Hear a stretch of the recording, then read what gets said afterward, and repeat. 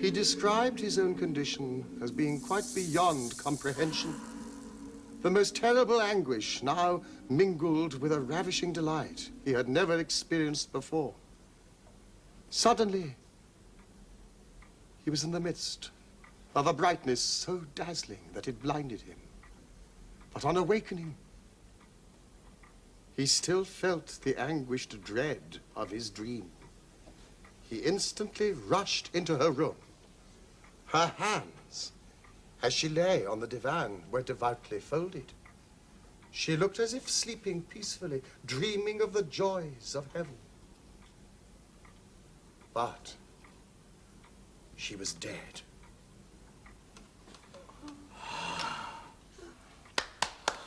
A beautiful translation. But sad, so sad. Sad? What nonsense. I didn't believe a word. Felicitas. Tonight, I hope I shall not dream. But such ghastly things do not happen in Hamburg, my dear. Oh, I should hope not. Indeed, no. Herr Steckerbeck. Yes? Might I have a few words with you, sir, in private? But of course. Come, Aglaé. It is tonight. Please. Yes? I have some regrettable news from Norwich, sir. Mr. Nightingale. Well, to come to the point at once, we cannot now manufacture the vehicles that you require. Ah, you mean something untoward has occurred in Norwich? Oh, not in Norwich, sir. It would doubtless be more correct to discuss matters of commerce at my contor, Herr Nightingale. Where you, sir, are assisted by your own clerks and ledger keepers who offer you protection. Huh? Huh? Are you saying, Herr Nightingale? Are you saying there is some irregularity in our accounts? That I, a senator, Yes? would ever act in an incorrect manner? Incorrect? Oh, sir. If I were not a guest in your house, I should express myself far more forcefully. I see you are drinking our grog, Herr Nightingale. Are you perhaps unwell? Well, I'm perfectly well, sir. And in spite of your vicious insinuations, sober. Which is not a condition to be found too frequently among the members of your household, sir.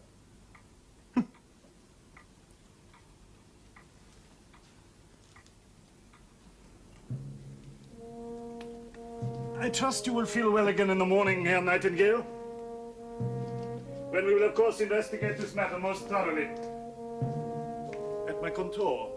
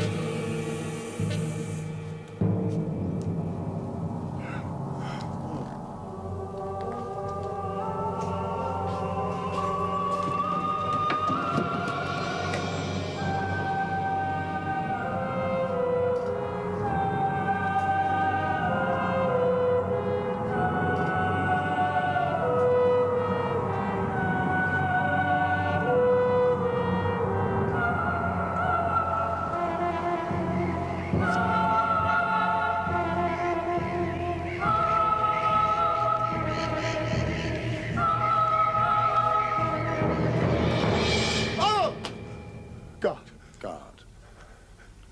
Yes. God. Yes. Help me to find it. Find it? The truth. The date. The date of my death. Death.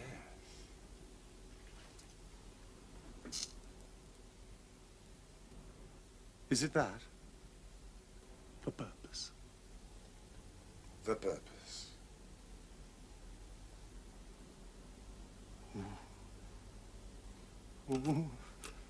Oh.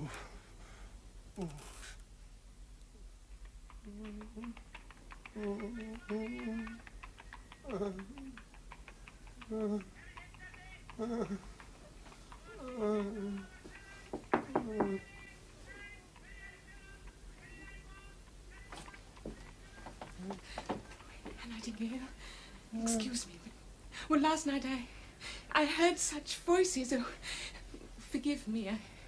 I know I should not be here, but I must ask you, Herr Nightingale, is it in such a fashion that one repays the gift of hospitality in England? Don't come in there! Frau Steckerbeck, no one's 10! Is my husband's house to you, Herr Nightingale? What have you made of it? Only if I have done anything to offend you, dear lady. Anything to warrant your censure. I most humbly beg your family's forgiveness.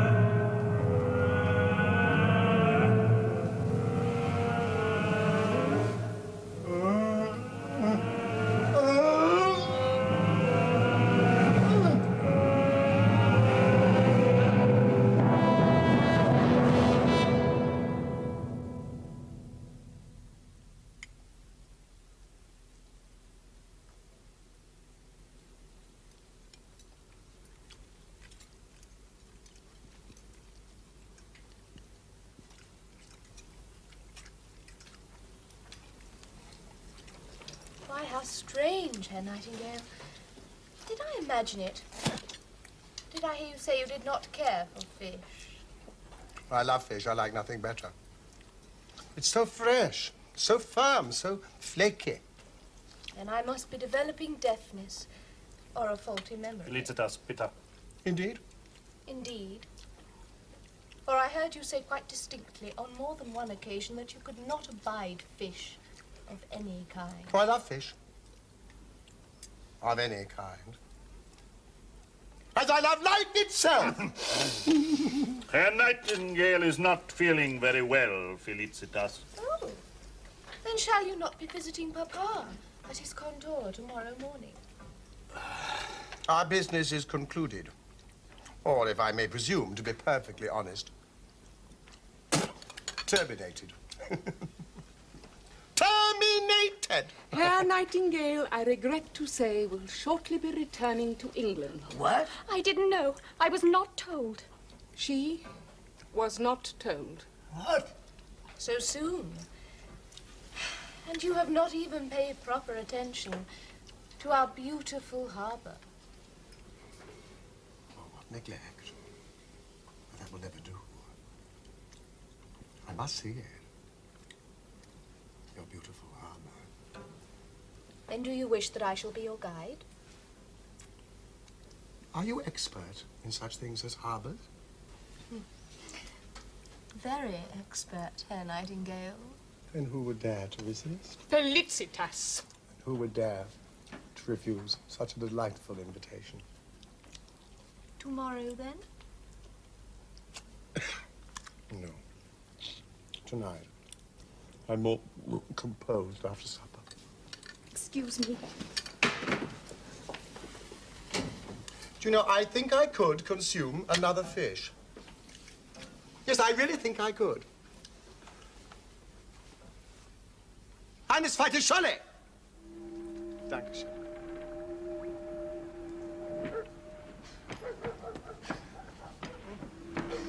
You walk along this way for an hour, Herr Nightingale. You will come to... Yes? to where the fishermen live. The men who bring Mama her fish. There has not always been a wall here, Herr Nightingale. Before the fire, there were little cottages here. I remember. Before the fire? But how could you possibly remember? You were too young. No, the Great Fire was 18 years ago. But I do remember. It is locked in my memory. It is my first memory. The fire. Was it dreadful? Dreadful. Oh, it was wonderful. Wonderful. I was so little. I was curled up in my father's strong arms, and he held me so close. And we watched the flames leaping all along the roofs of the little cottages, higher and higher, swallowing everything.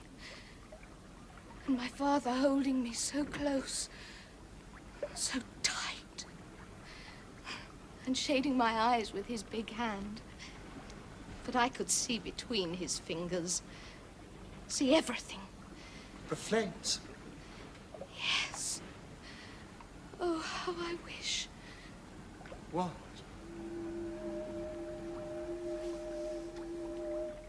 I want to see them again. I want them to come again, just for me. Flames, raging fires. There, look. Look. Those tall masts, such an old and decrepit freighter. Useless and old. Older even than you. How the masts would crackle and burn. Like a ship in a bottle? Yes, like a ship in a bottle. The bottle in my room? Yes, that one in your room. Oh, we could watch them together. Burst into flames, burn all night. Burn. There was nothing but ashes. Burning and blazing. Oh, I want it too. I want it too.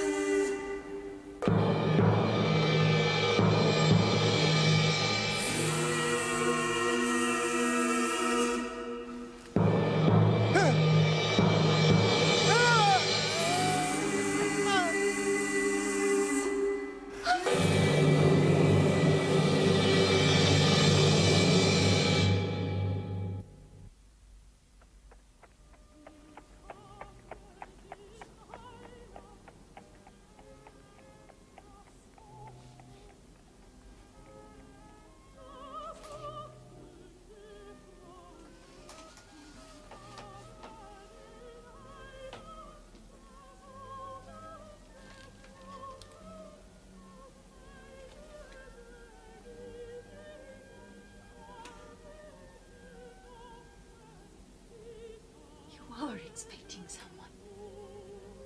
Someone else. I do not even know your first name. Your Christian name. Must you go away? Can you not stay a few more weeks? And why have you been so disposed to quarrel with your hostess, with Estekberg? And now you have made them all afraid. Oh, my dear. Today, you promised to reveal it to me. The ultimate truth. Then I shall have conquered eternity. God, no. The hour, the minute, the second, when death will strike them down. The old fools, Estekberg, the cheat, those poor deluded women. What? Children? I have no children. I never shall have children. You will have one.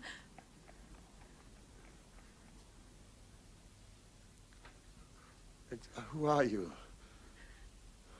The mother of your unborn child, my love.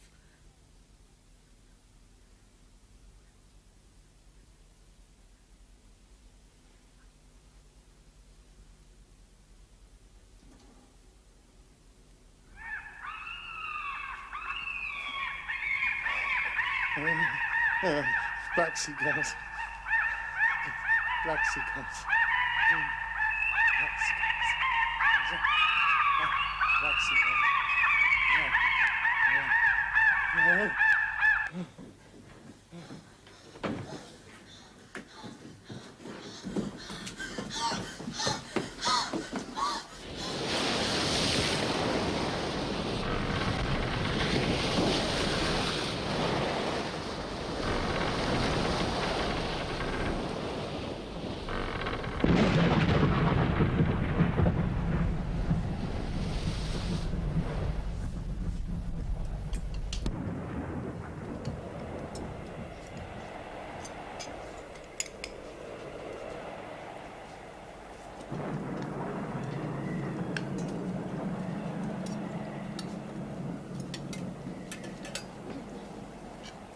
omelette is excellent, Mama. Oh, thank you. Yes. Far more tasty than my own omelets. And more nutritious, too. The art of making omelets is very simple. My own dear mother... It is not an omelette. It is not? It is not an omelette. What did he say? He says it is not an omelette, Mama. It is a pancake. A stuffed pancake. But Herr Nightingale... Oh, you look it up. Felicitas, fetch the cookery book, please. It is not important, surely. It is only an omelette. It is not an omelette, it is a pancake. And an overcooked pancake at that. There. Me. Let me.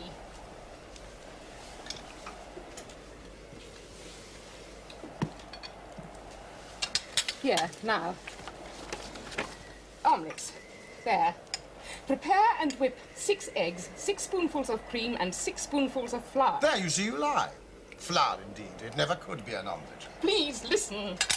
In another saucepan, boil together some skimmed sweetbread and add together with diced shallot and onion a free. It is a pancake. There is going to be a storm. A very bad storm, Herr Nightingale, like it was on the night of the fire.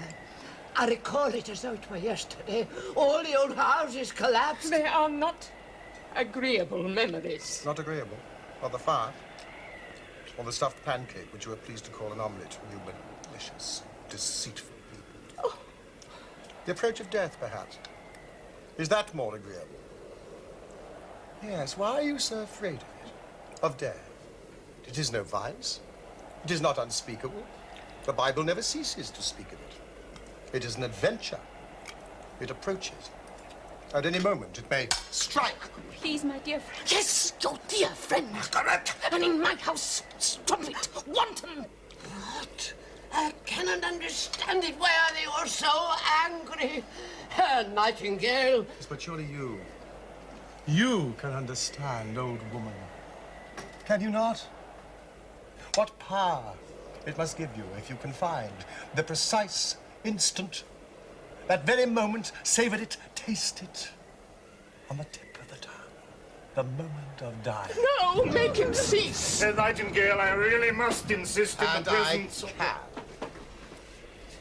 And shall vouchsafe to each one of you the exact moments of death. Oh, no, I don't want Have pity on us. So prepare yourselves. According to your religious practice, you have not long.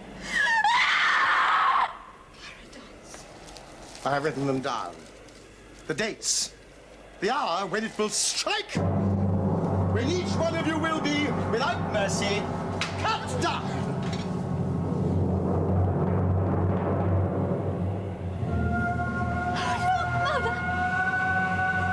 It's on fire!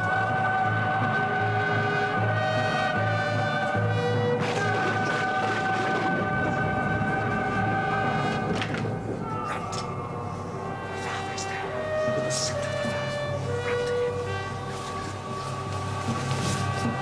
Felicitas! No!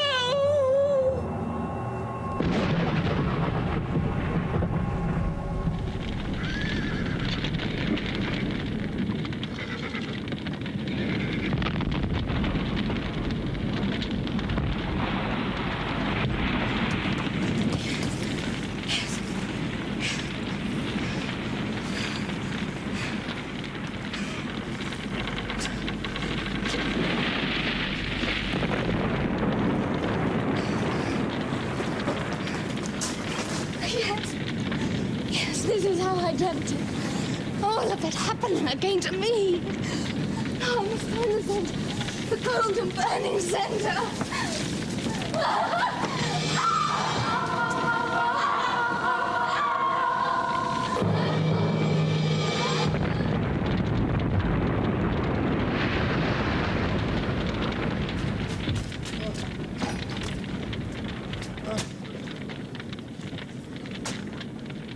Why?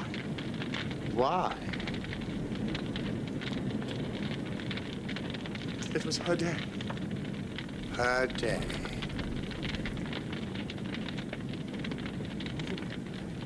Murder. Murder.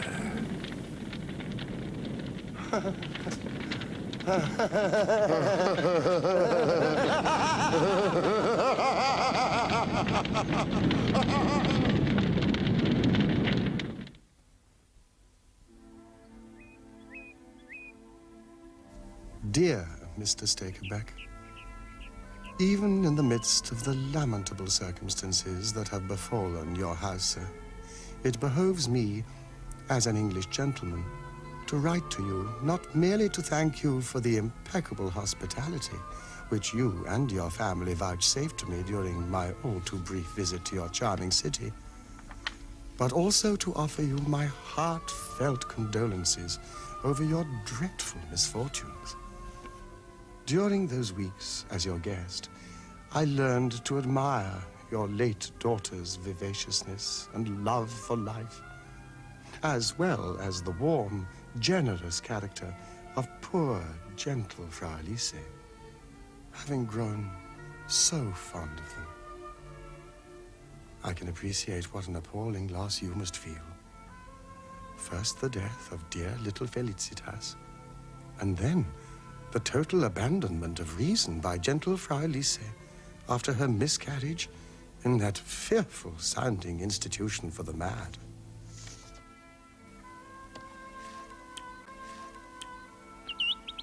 Will that do?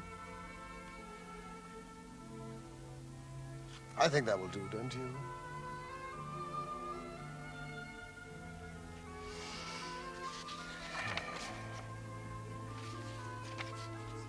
Should you ever imagine that I was in some small measure to blame for these tragic events, may I offer you my most humble and sincere apologies. For my part, I'm about to travel to the seaside in order to enjoy a much-needed period of convalescence. Your loyal friend, Nightingale. P.S.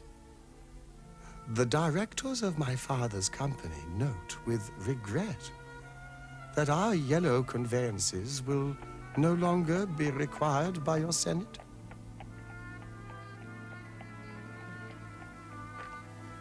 As you see, gentlemen, now an old man, with few of the consolations of old age,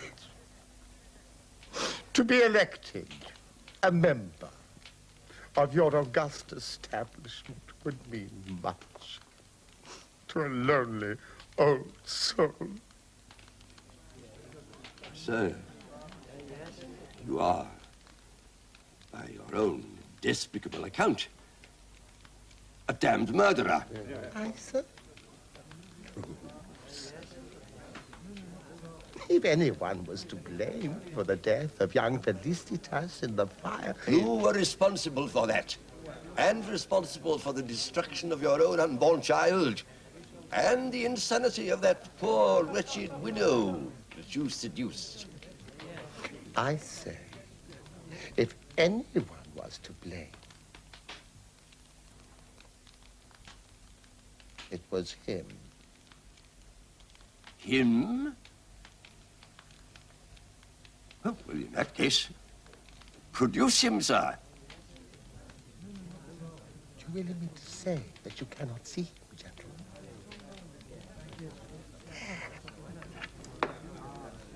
He stands by that candelabra, as young and strong as he was that first night when he proffered his magic powers to me in that room in Hamburg. While I have, as you perceive, grown old and frail.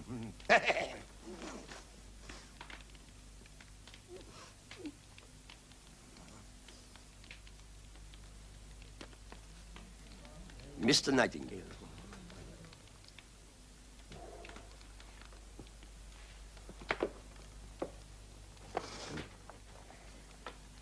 regret to have to tell you that you have failed to satisfy us. Your story was bizarre, but patently untrue. This other person doesn't exist, never has existed. Oh, gentlemen, you must all be blind. Look there. He smiles. No, I swear it. Every word that I have said is true. Every word. This is not my day.